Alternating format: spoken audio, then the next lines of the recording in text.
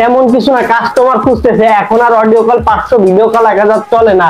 এখন ডিরেক্ট হোটেলে per night 5000।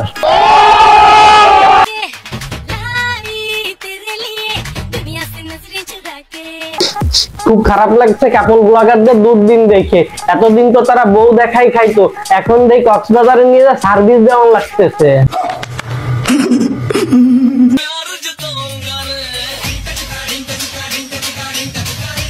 আমি শুধু এই মেয়ের কথা ভাবি, এর বাপ মা কত ভালো, বিয়ে ছাড়াই আরেক পোলার সাথে পাঠাই দিতে কক্সবাজার সার্ভিস দেওয়াইতে।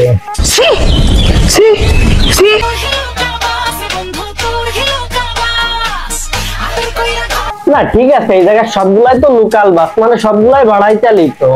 সঠিক বলেছেন। এত টাকা কই পাও? কিভাবে অর্থ উপার্জন করো? কেন শোনা, তুমি বুঝো না কেমনে অর্থ উপার্জন করে? গর্ত থাকলে কি আর অর্থের অভাব হয়? Bye bye tata goodbye गया।